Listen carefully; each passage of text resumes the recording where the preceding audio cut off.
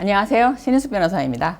하루 종일 이제 법원에 재판을 가는 때를 제외하고는 마음이 아프신 분들하고 상담을 하게 돼요. 그러니까 이제 이혼을 하러 오시거나 또는 부모님이 돌아가시고 나서 더 안타까운 건 돌아가시기 전에 그 재산에 관련해서 다툼이 있어서 이걸 어떻게 하면 좋을까요? 라는 상담을 이제 하는 분들인데 그 기저에는 상속 상담도 그렇고 이혼에 관련한 상담도 그렇고 이 마음이 상해 있기 때문이에요. 마음이.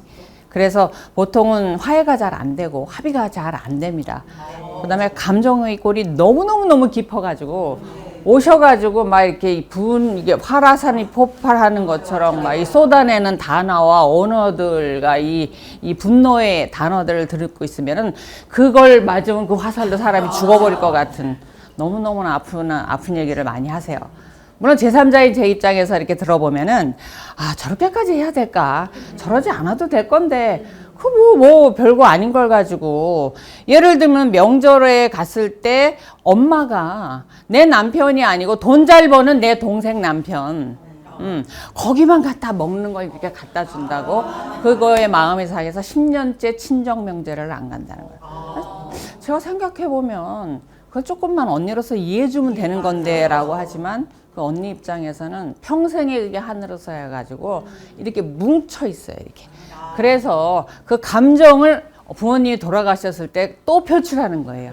왜 부모님이 돌아가셨을 때 미리 동생한테 그렇게 줬으면 나한테 남겨줬어야지 왜 동생한테 똑같이 남겨줬냐는 거예요. 근데 부모님이 생각하신 건데 그죠?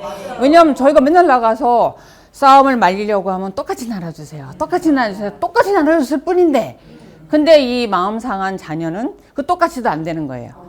이미 나는 이만큼이고 동생은 이만큼이면 여기를 줬어야 이게 똑같다고 생각하는 거지 이렇게 똑같이 주는 거는 또 나는 소외를 당했다 이렇게 생각을 한다는 거죠. 그래서 그런 얘기를 이렇게 듣고 있으면 부모로 태어난 게 무슨 죄가 돼가지고 왜냐면 저도 부모 입장이니까 아니 저 생각을 해보세요. 우리가 연애할 때 결혼할 때 결혼해서 아이를 출산하면 평생 정말 죽도록 고생할 거다 한마디만 누가 해줬으면 낫겠냐고요. 그죠? 우리 생각은 이런데 자녀들은 또 뭐라 그래? 아니 뭐 우리가 놔달라고 그랬어요? 자기네들이 사랑해서 뭐 나눠고는 뭐 이렇게 말을 하는데 우리는 그거를 나가고 어려서 진짜 잠 못 자잖아요. 잠 못 자잖아요. 요즘 젊은 부부들이 아내들이 이혼하러 온다 그러면 왜 하냐면 저 혼자 가사 독박해요. 특히 육아 독박을 해요 라는 말 때문에 많이 마음 상해해요. 왜냐하면 똑같이 해야 된다고 생각하니까 요만큼도 내가 더 한다는 거에 대해서 양보를 안 해요. 근데 그들이 얼마나 힘들게 지금 살고 있냐면은 제가 봐도 제 주변에 이제 아이를 낳은 젊은 아내분들 그 남편분들 이렇게 보면은 세상에 밤잠을 못 자잖아요. 생각을 해. 지들이 그랬다는 건 생각 안 해. 지들이 그랬다는 생각 안 하고 제 자식들이 찡찡대고 울고 하니까 밤에 잠을 못 자니까 1시간을 연속해서 잠을 못 잔다는 거예요. 그러니까 늘 깨어있고 손잡에 자고 그러고 일하러 가야 되니까 피곤하고 그러니까 아침에 남편이 한마디 너 요즘 살쪘다? 한마디만 하면 바짝 오르죠. 그래서 당신이 살찌는데 보태준 거 있어? 이제 이러고 이제 싸움을 아침부터 하고 간다라는 거죠. 그럼 온갖 서러움이 몰려오죠. 왜 밤에 자면은 남편은 안 일어나고 내가 또 젖병 닦아서 먹여야 되고 남편은 왜 안 하는 거야? 나만 피곤한가? 자기만 피곤한가? 나도 피곤한데 이런 서러움이 막 복받쳐 오르죠. 그러면서 생각나는 건 왜 우리 엄마는 내 안 봐주는 거야? 내 친구 누구네는 친정엄마가 와서 애를 봐준다는데 내 친구 누구네는 시어머니가 와서 봐준다는데 우리 엄마하고 시어머니 뭐 하시는 거야? 이런 서러움이 하루 종일 이제 복받쳐 올라와요. 근데 어머님 입장에서 생각하면은 지금 어머님 제 나이가 이제 할머니 나이잖아요. 얼마나 젊어요. 무슨 이 젊은 아이들은 할머니가 파파할머니 이런 줄 아는데 얼마나 젊어요 우리. 그런데 일도 많고 한데 우리가 손주볼 시간도 없고 설사 직업이 없다 그래도 어머님 아버님들이 노는 거 아니에요. 바빠요. 사회생활이 많으세요. 그걸 포기하고 애들을 봐줄 수가 없고 또 애들을 봐주면서 갈등이 많아요. 진짜 갈등이 많아요. 진짜 그 어머님들이 가셔가지고 친정엄마든 시어머니든 가셔갖고 애 봐주다가 이 부부들 이혼시키게 됐다니까요. 그런 경우가 많아요. 그러니까 함부로 갈 수도 없고 가서 또 봐주면 어떻게 해요? 어머님 요즘에는 그거 안 먹여요. 예를 들면 소금기 있는 건 5살 때까지 안 먹여요. 우리 때 그런 게 어디 있어요? 같이 밥 말아 먹었지. 그러니까 너무 양육밭이 달라서 다툼이 될 수밖에 없고 서러워서 어떤 어머님은 일주일 와서 애 봐주고 내가 다시는 이 집 오나 봐라 이러고 가버린다는 거죠. 그러니까 힘들어요. 자녀 집에 가기도 힘들고 그러니까 서로가 이제 서운함이 이렇게 쌓여 간다는 거예요.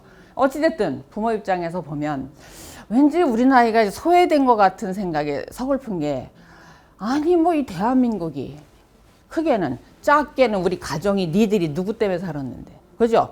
우리가 먹고 싶은 거 안 먹고 입고 싶은 거 안 입고 기르지 않았으면 너희들이 이렇게 살았겠냐고요 자녀들이. 근데 부모들의 그 공을 몰라. 자기네들은 자녀들 때문에 힘들어 죽겠다면서 우리가 자기네 때문에 힘들었던 걸 몰라요. 그런 부분에 대해서 이렇게 서글퍼요. 서글픈데 또 기대하는 게 많아. 자, 제가 질문해 볼게요. 부모님 아직 생존해 계시면 뭘 남겨주고 가셨으면 좋겠어? 너무 뻔해서 대답하기 힘들지. 너무 뻔해서 대답하기 힘들 거야. 그죠? 한 글자로 딱 줄여서 얘기하면 돈이야. 아, 현금, 부동산, 채권, 주식 뭐 이런 얘기하지 말고 그냥 돈이야, 돈. 말할 수가 없어, 근데. 왠지 민망해. 그죠? 민망한 줄은 알아요. 근데 지금 현실적으로 그게 맞죠? 우리가 뼈 빠지게 본 이유가 그래도 내 자녀가 나처럼은 살지 말으라고 저 지하에서 시작하지 말고 3층 정도에서는 시작해 달라고 정말 열심히 살기는 했는데 어쩜 그렇게 대놓고 말하냐 그죠? 대놓고 드러내고 말하는데 제가 얼마 안 된 것 같아요. 변호사 연차가 이제 20년 가까이 돼 가는데 나이에 비해서 제가 늦게 됐어요. 20년 차 정도 되는데 한 5년 전부터 이렇게 변화하는 걸 느끼는 게 상속 다툼에서 자녀들이 부모님을 서로 모시려고 그래요. 얼마나 좋아. 근데 돌아가실 때 그러니까 치매 중증 치매가 되고 요양 가실 때쯤 이 사지를 못 움직이실 때쯤 그때쯤 서로 부모를 모시려고 혈안이 돼 있어요. 왜일까? 근데 사실 재산이 많은 분들도 있지만 그분들은 오히려 이렇게 미리 정리를 좀 해놓으세요. 집 하나 있는 경우가 많아요. 집 하나에다 이제 여윳돈 얼마 이제 이렇게 몇 천만 원 통장에 갖고 계신 게 다인분들이 대부분인데 이걸 차지하기 위해서 자녀들이 서로 거기를 그냥 슬라이딩해서 들어와요. 집으로. 서로 먼저 들어오려고. 진짜입니다. 그래서 당한 쪽에서는 납치해 갔다. 이런 표현을 할 정도로 왠지 한 4, 5년 전부터는 그 자녀들이 서로 들어가려고 한다. 그러면서 공교롭게도 그 마지막 남은 집 예금 통장이 마지막 모셨던 자녀한테 이렇게 이전되어 있는 경우가 많아요. 그래서 이 분쟁 때문에 오시는 분들이 몇 년 사이에 부쩍 늘었어요. 그래서 대놓고 돈을 바라는 건 알겠는데 그런 부모 입장에서 자녀한테 돈만 주면 되는 거죠. 그럼 돈만 주면 내 인생이 어쩌거나. 그래서 제가 오늘 이렇게 강연을 하고 싶은 건 너무 뻔하니까. 돈은 너무 뻔해요. 뭐 돈 말고 뭐가 있겠어요. 그거 말고 또 있기 때문에 제가 강연을 이렇게 시작을 하는 거예요. 그럼 돈 말고 자녀한테 뭘 남겨야 될까라는 부분을 이제 제가 생각을 오랫동안 해와봤습니다. 상담을 이렇게 하면서 도대체 부모라는 게 뭘까? 내가 너희들한테 헌신했고 잘했고 니들도 어디 알아봐라 했는데 아직까지 모르잖아요, 걔네들이. 근데 부모가 왜 마지막으로 그런 자녀들한테 괘씸하지만 남겨야 하냐면 이 부모가 돌아가시고 나면 자녀가 부모가 그리울 때가 있어요. 다 생각할 때가 힘들 때라고 생각하지만 아니에요. 좋은 일 있을 때. 좋은 일 있을 때 제일 먼저 부모님이 살아계셨으면 이 소리 듣고 얼마나 좋아하셨을까. 동네 막걸리 풀어갖고 잔치하셨을 때 이렇게 그리워요. 그러니까 미워도 자식이 미워도 나 죽으면 그리워할 거니까 뭔가 하나는 좀 남겨줘라 하는 의미에서 강연을 제가 드리는 거예요. 뭘 남겨주셔야 되냐면 우리 자녀들이 화목하게 살 만한 요소들 정신적인 요소를 좀 남겨주셨으면 해서 제가 강연을 하는데 뭘 남겨주셔야 되냐면 일단은 자녀들이 이렇게 결혼해서 부부가 같이 살고 또 손자를 기르면서 부모가 관여해서 이혼시키는 경우가 많아요. 너무 이렇게 우리가 속된 말로 말하면 마마보이 마마걸들 그렇게 관여해서 이혼시키는 경우도 많지만 우리가 밥상머리 교육을 못해서 이혼시키는 경우가 있더라는 게 요즘 새삼스럽게 이렇게 깨닫게 돼요. 새삼스럽게.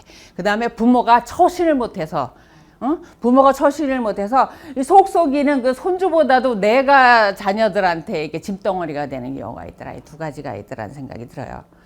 첫 번째 이제 밥상머리 교육과 관련해 가서는 저는 제가 이제 강연을 다닐 때 그런 얘기를 많이 했어요. 아버님들 좀 어머님들한테 잘하세요 좀. 그래 삼시세끼 다 차려달라고 하지 마시고 반찬 못하시면 차려놓은 거 꺼내 드시기라도 하고 설거지라도 좀 하세요. 그 다음에 양말 갖고 들어오면 하나 거꾸로 벗지 말고 2개 가지런히 해서 세탁기에다 넣으세요. 이런 경영을 했어요. 그리고 말 한마디 하더라도 뚜가리같이 뭐라 하지 마시고 고맙다는 말까지 민망하면 오늘 반찬은 맛있네. 이 정도라도 좀 해주세요. 이렇게 강연을 했었는데 어머 이것도 몇 년 전부터 전세가 역전이 돼갖고 아우 대한민국 아주머니들 대단하세요. 그래서 아버님들이 얼마나 기가 죽어 계시는지 거기다 내가 그 얘기 더하면 막 저를 죽일 듯이 노려보세요. 더 어떡하란 얘기야 내가 숨만 쉬고 있는데 뭐 이런 표정으로 이제 막 노려보고 계신데 아이 우리야 그냥 살다 그렇게 가면 돼요. 우린 그렇게 이혼 안 해요. 나이 먹은 사람들은 평생 그러고 살았기 때문에. 문제는 젊은 그 아내나 남편들이 지금 보면은 양쪽의 권리의식이 대단히 높아졌어요. 근데 기형적으로 의무라고 표현하기는 좀 그런데 상대에 대한 배려 이런 거는 기형적으로 안 올라오고 있어요. 권리의식만 이렇게 높이 올라가다 보니까 의무 배려심은 땅바닥에 있다 보니까 이게 너무 힘들게 살고 있어요. 그래서 그들이 이제 주고받는 이렇게 대화를 봐도 서로에 대한 배려나 존중이 전혀 없고 전혀 없어요. 그 다음에 뭐든지 똑같이 해요. 뭐든지 똑같이. 그래서 가끔 그래요. 왜 애도 반반씩 낳지?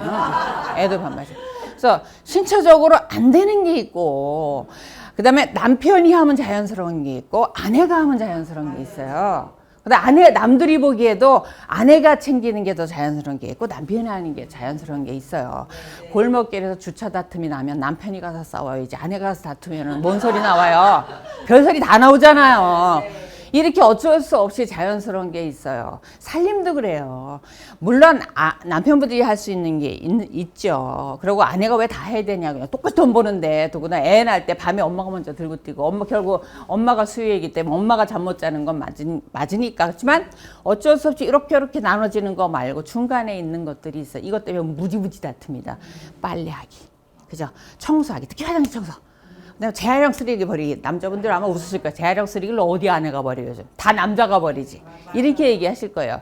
근데 이거를 어머님들이 이제 결혼시킬 때 아들들한테는 이제 교육이 많이 됐어요. 저도 우리 아들한테 야, 밥 먹고 설거지 좀 해. 설거지 한 다음에 싱크대 물기까지 싹 닦아서 행주행가서 탁탁 터서 널어야 끝나는 거야. 여기까지 끝. 알았지? 이렇게 가르치고 운동화 빨고 그러는 건 어려서부터 네가 빨아라 이렇게 가르쳤어요. 그렇게 해서 보내놨더니 아내분들 딸을 보내는 어머니 입장에서 어떻게 하냐면 결혼 전에 세수할 때 외에는 세수 때 세면기에 손도 못 담그게 곱게 길러요. 딸을 더 귀하게 기릅니다. 근데 결혼할 때 옛날처럼 하다못해 밥이라든가 기본적인 반찬이나 찌개 끓이는 걸 가르쳐서 보내느냐? 안 가르쳐요. 왜 그런지 아세요? 야 시집가면 시커네. 요즘 버전은 그런 거 할 필요 없어. 그런 거 할 필요 없어. 넌 일만 잘해. 그래서 요즘 엄마들이 그 딸을 시집 보낼 때 그렇게 얘기해요. 너 현모양차라는 거 꿈도 꾸지 마. 그건 옛날 얘기야. 세계 만방에 대한민국에 가나다 네 이름을 날려. 이렇게 길을 돋보가지고 가르치고 해서 결혼을 시켜요.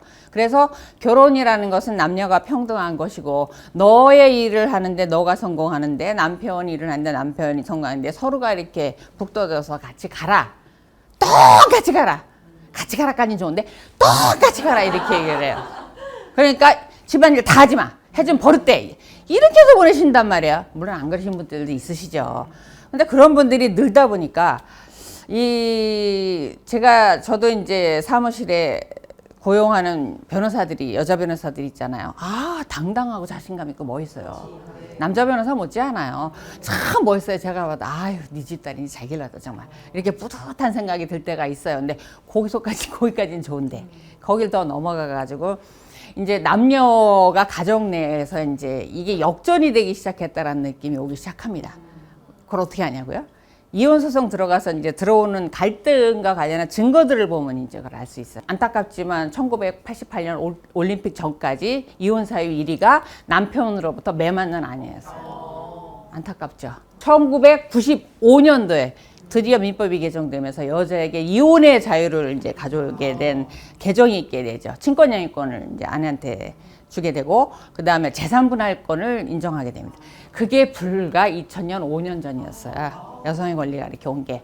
이제 그 권리가 오기 시작하면서 이제 이 역지가 한번 확 바뀌었는데 최근 들어서 천지개벽이 일어났다라는 생각이 들어요. 최근에 이혼 사회를 보면 갈등을 제공하는 원인이 아내분들이 만만찮아요. 남자든 여자든 만들지 말아라라는 사유가 여성 쪽에서 올라오고 있다는 거예요. 아내 쪽에서. 그게 뭐냐면 남편에 대한 욕설과 예, 그다음에 인신공격, 모욕 이런 게 이제 늘어나고 있어요.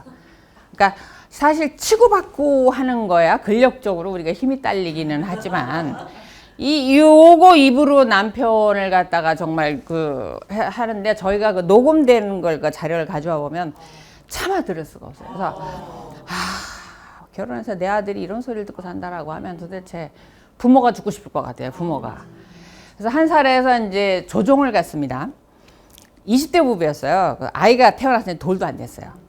근데 남편이 이혼을 하겠다고 소송을 제기했어요. 근데 보통 법원이 안 받아줍니다. 그 시기에는. 왜냐면 보통 그때는 투박투박 싸우고 이렇게 해서 싸우는 시기고 그걸 극복하는 시기가 있잖아요. 그리고 애가 돌도 안 됐고 근데 남편이 돌도 안 된 출산한 지 1년도 안 된 아내를 향한 이혼서 웬만해서는 안 받아줘요. 근데 첫 번째 조정에 갔는데 재판부께서 대놓고 신 변호사님 이혼을 전제로 해서 조정하시죠. 놀라서 물론 증거를 제가 다 듣기는 했지만 깜짝 놀라서 그래도 어느 정도 이렇게 극복할 수 있는 사안 아니겠습니까? 결혼해서 안 싸우는 사람이 어디 있겠습니까?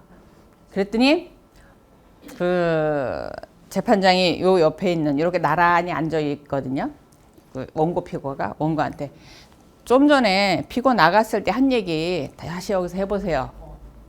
그러니까 우리 측이 나갔을 때 이 원고가 재판부한테 뭔가 한 얘기가 있었던 거예요. 그걸 지금 해보세요. 그러는 거예요. 그랬더니 이 친구가 고개도 들지 못하고 이러고 해서 제가 결혼해서 그 아내가 돈도 못 벌고 살림도 못하고 한다고 욕하고 집에 오면은 그렇게 자기를 비난하고 또 부모님도 욕하고 그래서 처음에는 미안하다고 자기가 능력이 없어서 빌기도 하고 또 선물도 해줘보고 했는데도 안 돼가지고 자기가 그 마음을 달래기 위해서 그 상담 치료도 받아보고 정신과에 가서 약도 타서 먹어보고 그랬는데 자기는 더 이상 살 수가 없다. 여기서 자기를 더 살라고 하면 자기는 죽을 거다. 이렇게 말을 하는데요. 그 전체 좁은 조정실이 숙연해지면서 제가 아무리 아내 쪽 변호사지만 뭐라고 할 말이 없더라고요. 그래서 잠깐만 나와봐. 그래가지고 이혼을 돌리기는 어려울 것 같고 재산분할하고 양육비 합리적으로 해서 끝내자 라고 하고 끝낸 사안이 있습니다. 근데 그 사안 같은 경우가 그 남편의 말도만이지만 제출된 증거가 어떤 게 있냐면 하도 구박을 당하고 욕을 먹고 하니까 이걸 녹음을 했어요, 남편이. 그래서 냈어요. 이제 그 중에 이제 하나를 제가 말씀드리면 부부싸움을 하다가 남편이 사실 그 애를 안고 있는 아내를 때릴 수도 없고 욕을 했다간 더 난리가 날고 그러니까 베란다 가서 하늘을 보면서 한숨을 쉬고 있는데 그 뒤에다 이제 쏘아대는 얘기가 이제 녹음이 된 겁니다. 야, 이 병신 같은 새끼야 죽어. 그래서 너 떼어내리지도 못하지 이 병신아. 그래서 그러니 그거는 남자 여자를 떠나서 인간으로서는 그렇게 멸시할 수가 없는 거고 그래도 한때는 사랑해서 결혼했던 남자고 아이까지 낳고 이 아이의 아빠잖아요. 세상에 이 지구상에 어떤 존재가 이 아이한테 아빠만큼 잘하고 소중한 존재가 어디 있겠어요. 그런 사람에 대해서 그게 할 말이냐고요. 그래서 그걸 들을 때마다 그런 녹음을 가져올 때마다 이 싸움은 언젠가부터 욕설이 더 심해지지 않고 있는 욕설이 너무 심해진다라는 생각이 특히 아내들이 하고 있는 그 멸시에 대한 욕설이 그게 왜 그럴까 생각을 해보니까 이 교육도 기형적으로 이루어지는 거예요. 네. 아빠에 대해서 남편에 대해서 시어머니에 대해서만 집중적으로 학대하지 마라 이렇게. 그 상대가 누구예요? 아내분들이죠. 그죠? 젊은 아내분들 학대하지 마라라는 쪽으로 집중된 거예요. 시어머니가 누구를 학대하겠어요? 젊은 며느리 학대겠죠. 그죠? 이러다 보니까 이쪽의 권리의식은 높아졌는데 내가 이렇게 존중받고 나에 대해서 권리를 찾아주려고 이 사회가 노력하는구나. 그럼 나는 뭘 해야 될까라는 생각을 이만큼도 안 하고 있다는 거예요. 왜냐? 그건 안 가르치시기 때문에. 그걸 어머님들한테, 부모가 마지막으로 자녀분들한테 좀 안 먹히죠? 물론 말이.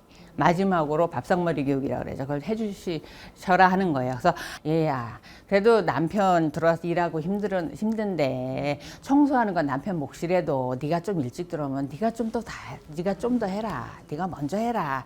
그러고 평일날 힘들게 일하면 주말엔 좀 자게 둬라. 이렇게 자꾸 하다 보면 10번을 얘기하다 보면 뭐 세계 경읽기라고 하지만 지가 손은 아니잖아요. 그죠? 우리가 얼마나 많이 가르쳤어요. 그러면 생각이라는 걸 할 거 아니에요. 그러니까 그렇게 좀 딸들에게 대해서 이것도 배려 좀 해라. 이렇게 하고 남편이 여자하고 남자라는 걸 떠나서 어떻게 내 배우자한테 병신아 그럴 수 있어요. 그런 말 하는 거 아니에요. 그러면 다 누구나 이렇게 뛰어내리고 싶어요. 그래서 그런 말 하지 말아달라고 하고 싶고, 그 다음에 서로가 하던 역할이 있으면 그동안에 하던 걸 천지개벽하지 이렇게 뒤집지 말고 그냥 자연스러운 거, 아내가 하는 게 자연스러운 거, 남자가 하는 게 자연스러운 거, 이렇게 역할로 이렇게 구분져 주셔야지. 남녀가 똑같으니까 이렇게 그 다음에 남편보다 하나를 더 하면 네가 지는 거야, 이런 식으로 가르치시면 안 돼요. 어떻게 그러십니까? 이렇게 올라가고 내려가는 거지. 이게 어떻게 이렇게 되면 지는 거고 이렇게 됩니까? 그래서 이런 부분에 대한 밥상머리 교육이 좀 필요하다. 마지막으로 꼭 해주셔야 된다라는 생각이 듭니다. 왜냐? 그래야 그들이 안 싸우고 오래 삽니다. 오래 살아요. 이혼이라는 건 불가피하죠. 사실 불가피할 때가 있고 많은 사람들이 이혼을 했죠. 하지만 그 이혼은 극복할 수 있는 일반적인 아픔을 가지고 이혼하지는 않습니다. 정말 너무나 살 수 없는 분들이 하는 거기 때문에 내 자녀들이 그 지경까지 가지 않으려면 밥상머리 교육까지 필요하다라는 거고.